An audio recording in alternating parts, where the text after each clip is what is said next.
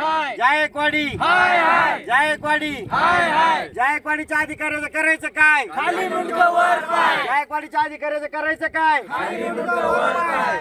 अरे गेंड्याच्या कातड्याच्या जायकवाडीचं करायचं काय? खाली मुंडकं वर पाय. अरे गेंड्याच्या कातड्याच्या जायकवाडीचं करायचं काय? खाली मुंडकं वर पाय. हाय हाय. आम्ही 20 वर्षापासून जायकवाडीशी पत्रव्यवहार आणि सगळं पत्रव्यवहार करून लेखी पत्रव्यवहार करून देखील आजपर्यंत आमच्या जमिनीची कुठल्याही प्रकारची मोजणी करून आम्हाला कुठल्याही प्रकारचे संपादित क्षेत्र करून देतो म्हणून अशी दिशाभूल करण्यात आलेली आहे. आणि आता त्यांनी मागच्या जे आंदोलन केलं आम्ही मागच्या वेळेस तिसरं आंदोलन, त्या आंदोलनामध्ये त्यांनी असं सांगितलं की तुमच्या सर्व जमिनी संपादन करण्यात आलेल्या आहे. तर जर सगळ्या जमिनी संपादित करण्यात आलेल्या आहे तर त्या जमिनीचं त्यांनी आम्हाला आवड दाखवावे, परिशिष्ट 16 दाखवावे, 12(2)ची नोटीस दाखवून आमच्या जमिनी भूसंपादन झाल्या कशा याचं काहीतरी सीट दाखवून त्यांनी आम्हाला शेतकऱ्याचं ठोस पुरावा द्यावे. परत पाचव्यांदा आंदोलनाला बसलो तर आता आम्हाला सांगतात की तुमचं पूर्वी संपादन झालेलं आहे.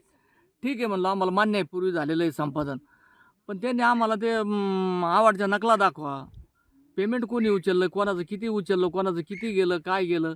आणि आमच्या पूर्ण जमिनी असे त्यांनी 7/12 00 7/12 जमिनी आमच्या आहे. आम्ही पेमेंट घेतलं, मग यांनी कमी का नाही केलं? बरं ठीक आहे, नजर चुकीने 1-2 राहील, बाकी 23 जणांपैकी पूर्ण संपादन दाखवून राहिले ते. आमचा उदाहरण शेतीवरच साहेब, एक तर पहिल्या जमिनी आमच्या गेल्या आहे, थोड्याफार आम्ही त्याच्यावर कसं तरी हे करतो, तर वारंवार पाणी येऊन आमच्या शेती नापीक झाली. काय करायचं आम्ही?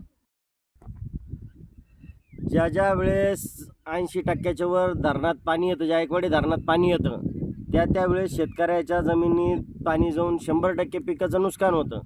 आणि आम्ही वारंवार जायकवाडी अधिकाऱ्यांना याचे पंचनामे करून माहिती देऊन वारंवार पिकाची नुकसान भरपाई मागितली, पण आतापर्यंत त्यांनी कुठलीही नुकसान भरपाई देत नाही आणि आमच्या पिकाचं 100% नुकसान होतं. आणि आम्ही आतापर्यंत 5 वेळेस आंदोलनं केले, तर 5 वेळेस आंदोलनात त्यांनी आम्हाला हेच आश्वासन दिलं का 2 महिन्यात तुम्हाला नुकसान भरपाई देऊ, 1 महिन्यात देऊ, 4 महिन्यात देऊ. असं करून करून आम्हाला 5 वेळेस आंदोलन केलं. आम्ही 5वी वेळेस आमची दिशाभूल केली आणि आता सांगताय आम्हाला का या जमिनी तुमच्या पूर्वी संपादन झालेलं आहे.